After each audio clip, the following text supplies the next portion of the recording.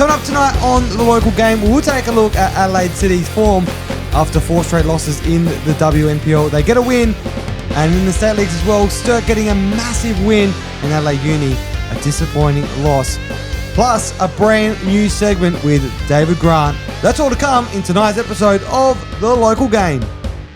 Welcome to The Local Game for episode 16. It's our Sweet 16th here today. And, well, a Sweet 16th, you need a sweet personality to join me for another episode. And I've brought in the big gun all the way from Scotland. And his accent is still attached to him. David Grant. Johnny, how are you? It's good to have you back once again in the studio. And, well, it's the Sweet 16th. Where's your pink sash? Well, I hadn't actually realised it was episode 16 until you mentioned it just now, so I've forgotten it. I'm sorry. That's all right. Well, it's good to have you on board, mate. It's going to be a big episode after a big week of football. Well, let's go straight into the hot topics. And talking about big, a massive crowd down there at Adelaide Oval, on Friday night to welcome the Matildas after 5 years. They finally came back to Adelaide to a massive crowd of 52,912. Well done. Did you count them all? Yeah, I sat there individually counting. No, it was great to see a big crowd there. It's only the 9th game that they've ever played in Adelaide, and they played a tournament in 2006 where they played 6 games. So if you take that out of the equation, it's actually only a handful of games they've played. So that was great to see such a big crowd there. Yeah, it was very good to be a part of it as well, and a lot of new fans were in the crowd, which you could hear by the terminology, a lot of football terms, Aussie rule terms being used. But it's great, though, that they've been exposed to it, and hopefully they can come back out to local games or even A-League in the future. Yeah, and great to see them get a last-minute equaliser in the goal square, wasn't it?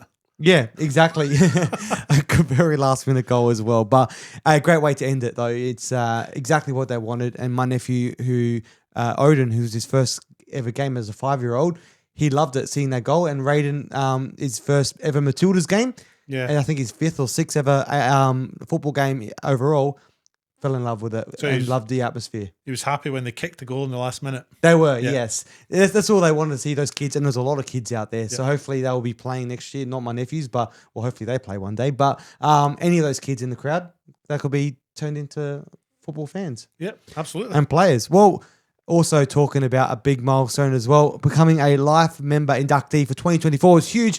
Big congratulations to those that have been inducted this year.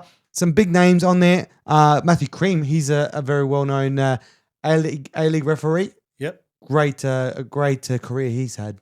Yeah, and long. He seems like he's been around for years, doesn't it? Yeah, he has. But he's a fantastic a referee, and also a few other very memorable names over there with especially some of the women's players, Emily and Isabel Hodgson, Alexander Mullen as well, another one. There's a lot of big names there. It's great to see that recognition and players being recognised, current ones as well as past for their contribution to the game. Absolutely, very commendable. Well done. And also a big well done to Football SA, a new initiative they're bringing in for our referees as well. We know referee abuse is a thing that we're trying to stamp out of our game, but they're bringing in something new, which is they're calling it the bright orange armbands, which is for under 18 referees.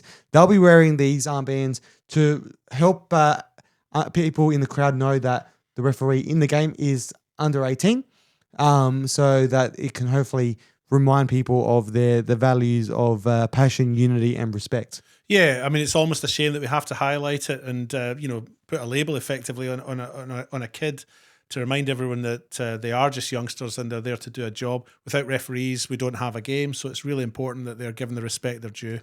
Definitely, and it's going to be good. Hopefully, it does its job and be able to stamp it out of our game. Yep, absolutely. It's a very important point. All right, well, it's time to head into the first league of the week, where we will have a little review on the results from the weekend of the RAA NPL SA. Big results on the weekend. Only one top 6 team won on the weekend. Let's have a look at those results now. Kicking it all off on the weekend, a nil draw between Adelaide Croatia Raiders and Metro Stars. Probably a bit disappointing for some of the people that were in attendance. Modbury Jets, LA United, 4-all entertaining game down there. It was 4-0 to Modbury Jets to start off. 3 in that first half, but Adelaide United with a late comeback, scoring their first one in the 68th minute, and then the final 3 came in the last 10 plus stoppage time. Then you had a 1-1 draw between Croydon and Campbelltown. Beergrad, a 4-0 win over Adelaide Olympic. That pretty much puts Adelaide Olympic in that bottom 2 relegation spot after Adelaide City, the game that you were across. David, they got the win over Parry Hills, a very important win for them, and they're finally finding their feet now. Yeah, they seem to be. Adelaide City were missing key players. They were missing Nicholas Bucco and Matthew Dauber. But that's meant opportunities for youngsters such as Harry Thomas, Luca Ullman and Alex Battistella. It's given them an opportunity to come into the team and show what they can do. Just young kids, Interesting to see how they're going next week. They've got Adelaide Comets next, top team. So that'll be a real test for them to see if they can continue this momentum or not. Yeah, definitely. Well, it is going to be a huge test for them because, in that top 4, they're the only team that's won in that top 4 especially. The others all got a draw, which means that now they're top spot, Comets, by goal difference after that 6-1 win over South Adelaide. So they're very lucky they got those extra goals in their hands because it's really helped them now in that top spot. Yeah, absolutely. Goal difference can count for a lot at the end, can't it? But yeah, changing of the guard at the top. Adelaide Comets with the best defensive record in the league now go up top, and Modbury Jets drop down. So they got a 5-goal lead, and now they're 3 goals better goal difference than Metro Stars. So they're laughing after the weekend, and some great goals as well. Aladdin Rabona, those 3, the hat trick that he scored and that assist as well was, I reckon, spectacular. Especially his second. Absolutely. It was phenomenal. It was a man of the match performance and one of the best performances I've seen this year in the men's NPL. Aladdin Rabona was just fantastic, and not just just tap-ins or anything like that. Some of the goals were just really well taken. His volley was spectacular, wasn't it? You were there, Johnny. You saw it. Oh yeah, it was. In the flesh. It was really cool. Great goal to see. Great goal to call as well. And but he's a key player. He's now scored the same amount of goals he scored in the opening 12 rounds in that one game. So he's up to 6 now as a total, which is great for him. But we'll look forward to seeing what he can do. They're a good team, Comets, and they're starting to really show their strength again. But obviously, South Adelaide, we mentioned it last week with Mark, they're pretty much done now. I think it's going to be a hard task for them to get out. They're 6 points away from second bottom Adelaide Olympic, but which Olympic are 5 points away from the next team up out of that relegation zone. So that's 11 points for them to try and get out of that relegation zone. So it's a tough ask now. Yeah, I mean, I felt they were done after last week when I called the game down at Panther Park. I felt that was the game they needed to win. That was Adelaide City.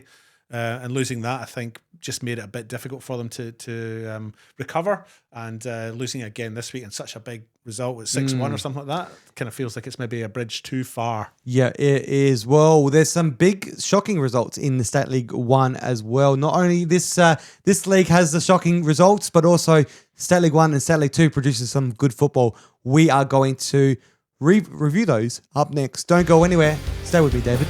I'm not going anywhere, Johnny. Well, you don't go either. It's the local game.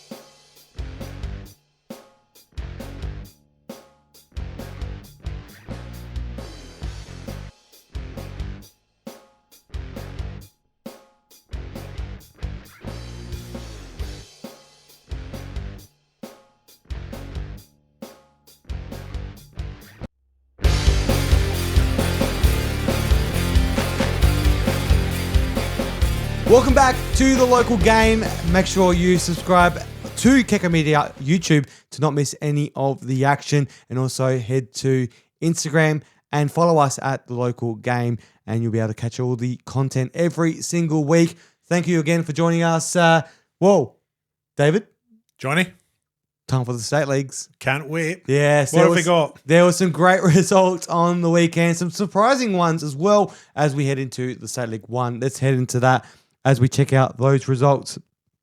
West Adelaide, as they parted ways with Michael Brooks, their new coach, El Puddler, stepping up from his assistant role. Unfortunately, couldn't get a job done against Salisbury United. A 2-1 loss to them, But on Thursday night football as well, West Orange Bacala, a 3-1 win at home to Adelaide, a victory. Playford continuing their strong form with a 4-1 win over Cumberland United, and later in the day as well, a 2-1 win to Western Strikers. Vipers were not able to get that win there, and Fulham United, unfortunate to lose 2-0 to the Adelaide Cobras. But the big result from the weekend, Sturt Lions are really fighting to try and get back into the NPL. A lot of hard work to do still, but a 4-1 result over a very strong Adelaide Blue Eagles is a massive achievement for them. Absolutely, and I think Sturt, from memory, were 3-0 up as well, so they'd got themselves into a handsome lead, hadn't they? Look, they're the form team in the league just now. They've won the last 3 in a row, and no other team in that league has a record like that. No other team's got that 3 in a row record right now, so they're definitely the form team in that league. I think what hurt them as well is that the second yellow, getting a send-off as well for them, is going down to 10 men. It's never easy for Blue Eagles. Blue Eagles. Yeah, absolutely. It was interesting to note as well that Sturt used all 5 substitutes, so they're certainly spreading the love sort of thing. They had all of their squad got a run apart from the unused goalkeeper, but no, they're certainly the form team just now, Sturt, and one to watch out for. Yeah, and only a few weeks ago, you got to remember that Blue Eagles were the form team. They were at the top of the league, and everybody thought they might run away with it. So it's certainly transformed over the last few weeks, and Sturt looked good. And well, despite the loss, Dante's still scoring goals. He's having a great season, a really standout player. Yep. And hopefully they'll get their form back eventually. But a win like that's going to hurt against and Sturt though. That's got great things for their confidence. Yeah, absolutely. I mean, like I said, they've won 3 in a row. No other team's got that record, and Sturt look good. Well, let's head into the State League 2 now, where we'll check out the results from the weekend, as it was an all-Saturday affair. A 5-1 win for Modbury Vista up in the hills against the Adelaide Hills Hawks. A 1-0 draw in Gawler for Gawler Eagles, and Seaford Rangers. Port Adelaide had a 4-1 win over Eastern United. Mount Barker disappointed with a 3-0 loss to Cove FC. Pontian Eagles, a 4-0 win over the Northern Demons, which also saw a debut senior goal for Fergus Schumacher, who scored in that opening 24 minutes, and a great goal from him. It's a memorable goal from him. From what we've seen, we saw a very quick screen record from Alessio Carocci, a good friend of Fergus, but a great way to open up his senior goal scoring career. Yeah, absolutely. Yeah, and something he'll look back on and never forget. So your first goal you always remember, I think, don't you? Yep, you always remember his first. Yep. But we'll also look at the Northern Demons, the Noarlunga United game as well. That's the one that stands out for me, because that is Adelaide Uni's very first loss of the year, of the season, and it comes in round 13. They went untouchable in the opening 11, winning all 11. They've really set themselves up for that final half of the season, but it's all started to unravel a little bit in the last few weeks. A 0-0 draw last week against up in the south. And I think it was Seaford, wasn't it, last week? Yeah, I think so. Yeah, so yeah, they've it seems to be clubs from the south that they struggle against. Yes, all of a sudden, because Noarlunga and Seaford are the two teams that have. And the week prior was the first time they've ever gone down in a game. That was against Cove. So the 3 southern teams have really struggled against this in the last 3 weeks. Yeah, so they won't be looking forward to going back down there. Hugo Remington's been off form a little bit, but Uni are still top, albeit by only 3 points. Noarlunga getting a 2-0 win. Mohammed Hamid in the 52nd minute. And Justin Mayaya came on as a sub in the 70th minute for Noarlunga and scored in 81 minutes. So for the 2-0 win, but a huge result, really, wasn't it? Yeah, it's a massive result. I don't think it will make them suffer in the confidence way, because they're sitting 3 points atop of Pontian Eagles, who are now going to claw their way back in, which is great for them. But they're a great team. I think it's just, you're always bound to get your first loss at some point, and hopefully it's now and not for later on, because they've got another 9 rounds to go. True, but they haven't scored in their last 2 games, so that must be a little bit of a worry for them. Yeah, we'll see what Phil Stubbins does next week. If he'll make any changes to the side, we'll see what happens. Yeah, look forward to it. Well, one team that can't stop scoring is in the WSL. Let's take a look at those results from the weekend. Well, big result for Modbury Vista, David. A 6-1 win over South Adelaide. Massive for them.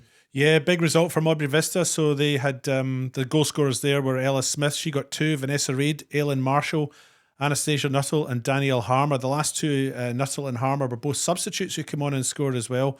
And interesting to note, I think, in that league, that Vista have actually scored more goals in the WSL, 67, than the leaders in the table, Campbelltown City, who've only scored 64. I say only scored 64. They've scored 64. It's a lot of goals. Yeah, that is a lot of goals. Unfortunately, with the Croydon FC's scenario this year, there's been a lot of goals scored against them. So the difference has come from that game, obviously, between those two sides. So that's going to make a huge difference come the end of the season, because they're only 6 points behind Campbelltown, and goal difference could just really play that part. Well, that's the thing. I mean, goal difference could come down to goal difference at the end, and it can make a difference. Whether it will this year or not, we don't know. But it's just interesting to note that the side that is 6 points clear at the top doesn't have a better goal, hasn't scored as many goals. Yep. Well, we'll see how that plays out later on. Well, that's it for the State Leagues. Right now, let's head to my chat that I had after last night's game of the Australia Cup qualifiers with a special guest who is on their way to the Federation Cup final and also the round of 32. Just goes Skamitsi. Low. Gets second opportunity his left foot. Goes for the feet. Makeda. Off the post. And it's Matthew Mullen who taps it in on the second opportunity, but it might be given to Makeda. Might have gone across the line there, and Modbury Jets get the first goal in this game. Also looks like Lujic is down there as well in the box.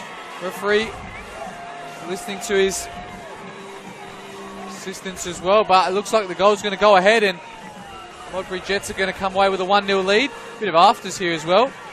Benvenuto complaining. We'll have to see this one on replay, that's for sure. Benvenuto certainly not happy with something that's happened, but the goal seems to have gone to Mullen. The ball come off the post from Makeda's strike.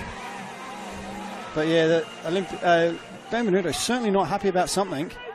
We'll capture it on the replay and we'll see what's going on. And we'll see what's happening. So here's the free kick that's blocked initially. Skimizi gets the ball back. He goes wide to Makeda, who has a great effort. Touch and shoot. Mullen's definitely offside. Onside as well, definitely sorry. Onside. Oh, it came off the back of the keeper, Came off the back of the keeper, yeah. Might go down as an own goal for Tremonton even. Yep. I'm trying to see what happened with Lujic here at the end. Yeah, definitely an own goal in the end off Tremonton. But yeah, we couldn't capture what happened to Lujic there. Needs to get a touch at Asida. T-Boy Kamara. And that volley's well wide, and that's full time here. Modbury Jets celebrate another cup final that they've reached, and their third final in 3 years in all competitions. I'm going to go down to Johnny. He might have a coach or some players there at Modbury Jets and see what they think of the occasion. I'm going to try and grab Maurice straight away in a second as he celebrates. Maurice Natale, congratulations through to the Australia Cup once again. How are you feeling? Look, elated, absolutely happy for the boys. We backed it up from a hard game on the weekend and had a couple of players out injured, so really proud of them, really proud. Obviously, without one of the McCabe's tonight, Liam McCabe. Hamish was looking to the crowd a lot and talking a lot to the crowd. Was that his brother he was talking to? Yeah, look, we made a pledge to the boys, Geordie, Cam, O'Doherty, the boys that are out injured long term, that we'd stay in this as long as possible so they could have a go. Brilliant. Well, all the best, mate. Go celebrate with the boys and congratulations. Yeah, I'm Danny with Tim Henderson. Tim, how are you feeling, mate? Oh, amazing. It's my boyhood club, so I've always wanted to go on the national stage in this shirt, so awesome to be a part of it, and a trophy as well. So trophy next, so hopefully we can win it, and lift a trophy for this club. Don't get too ahead of yourself. You've got one more team to go against. It's either Campbelltown or Comets who play next week at this venue. But how do you guys feel coming into this game? Obviously, Olympic just did not give up towards the end. Everyone thought it was going to be an easy ride for you guys. But how do you feel after the full 90 minutes? I thought, to be honest, first half of it we were in control, but when you go 1-0 up, I think naturally when a team's pushing with momentum, I think naturally that you drop off as much as you don't want to. Credit to them, they threw everything at it. Probably unlucky not to get an equaliser in the end, but the resilience of this group in the last 10 minutes is unbelievable, and it hasn't been a great month for us, so stoked. Oh, well, go and celebrate with the boys. Thanks, Timmy. Very good chat there. Well, the next Federation Cup qualifier is next week, and we'll find out who will be meeting him in the grand final and who else will be making their way to the round of 32. That's next week. But up next, don't go anywhere. On the other side of the break, we will be talking the Go Sunny Solar WNPL, and also a few other very fun segments still to come. Don't go anywhere. It's a local game.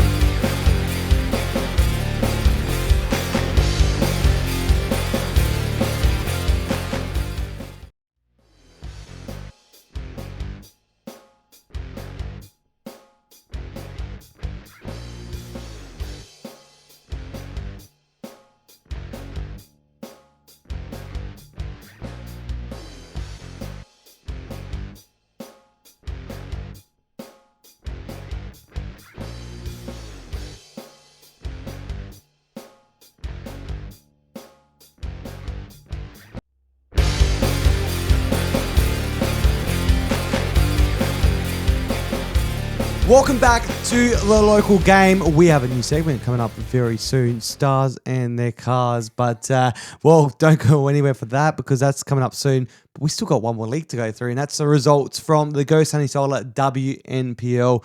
Well, let's take a look at those results from the weekend. All Saturday and Sunday action.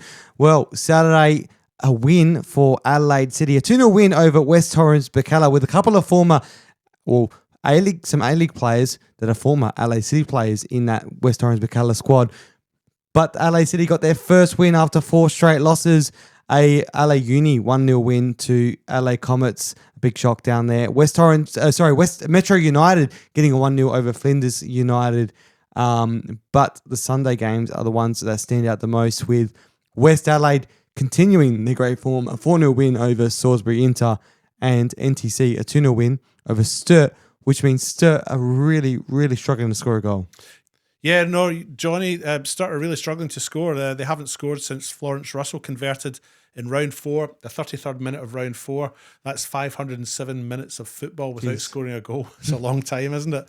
And on the other side, West Adelaide haven't conceded in their last 4, so that's the flip side of course, isn't it? And Jenna McCormick was the scorer in Adelaide Uni's game. Yes, she was. Yeah. So that was a great game from her, a great goal from her as well. So it's a very important 3 points for them. Yeah. But let's take a look at the weekend's games coming up for the Go Sunny Solar WNPL as we head into round 10. Some Friday night action. LA Comets and Sturt. West Adelaide versus Flinders. It's going to be a tough one for Flinders. Yep, absolutely. Yeah, but they've shown that they're capable, I think. Yeah, they are capable of playing some good football as well, and some Saturday football as well. Adelaide City taking on Adelaide Uni at home, and West Torrens Bacala at home to Metro United. And as we head into the RAA NPL SA fixtures coming up this weekend, Friday night action, South Adelaide taking on FK Belgrade, which Donny Pollock will be taking on his old side in FK Belgrade. So a big game for him as he would look to try and get some points. The last time they won was against FK Belgrade, South Adelaide. So that was at home and the sprinklers came on. Let's hope the sprinklers stay off and the lights stay on down in South Adelaide. And also we got the big game as well with the Campbelltown City and Metro Stars as well this weekend. Yeah, that's a massive game. Can't wait for that one. Is that second versus fourth from memory, Johnny? I believe so. Let's have a look at the ladder as we're talking. It might be a second versus fourth, but certainly a big game. It is second versus fourth. Only 3 points as well. So if Campbelltown get the win, they will be equal points on the top 3. If Modbury get a draw, Campbelltown Comets lose and Campbelltown win, we're going to have the top 4 drawn on 25 points. Wow, it's tight, isn't it? Very, very tight at the top, but goal difference will come down to it. But for Campbelltown to take that top spot, they have to win by 10 goals or so. Yeah. But my math's not that quick. But anyway, let's head into our next segment, which is, you've brought it in. It's Stars and Their Cars. Stars and Their Cars, indeed. So, a few weeks ago, I was walking through Service FM Stadium where our headquarters are, and I noticed this car parked there. Yep. Blue car with a registration plate, which you've blurred, of course, yes, for sensitivity reasons, and a big sticker in the back, a Glasgow Rangers sticker in the back.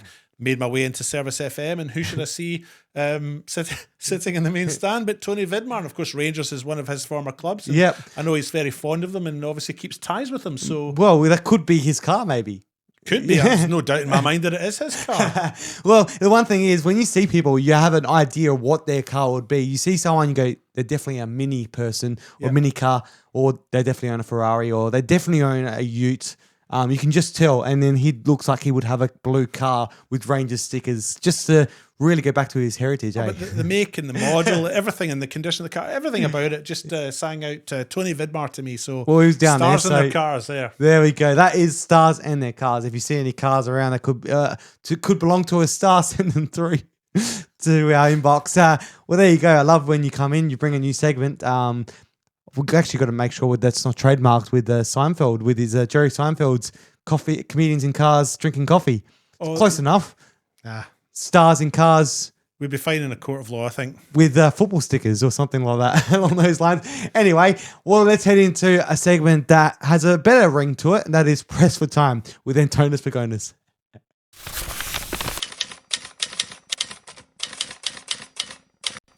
Johnny, as you're aware, South Australia has become the adopted home for many Pacific Islander footballers, and with the Nations Cup approaching in the next couple of weeks, a really interesting situation is going to unfold, because Vanuatu is taking on the Solomon Islands, which means many roommates here in South Australia will become opponents for 90 minutes. I'm looking forward to seeing how those boys go in their international break. Thanks again, Antonis Pagonis. You are a legend. You would see Antonis around the grounds, either commentating or taking photos now. He'll be sitting on those boundaries. So just pat him on the head and say, Johnny said to say hi next time you see him at a game. Well, thank you for joining me, David. Thanks for having me, Johnny. It's been great. It's been a pleasure. Well, have a great weekend. Enjoy your football. The Australia Cup action that just happened this week. Well, we enjoyed that, but next Wednesday is more football. We'll cover it again next week with another interview. Have a great weekend. We'll see you all next week. That's it from the local game.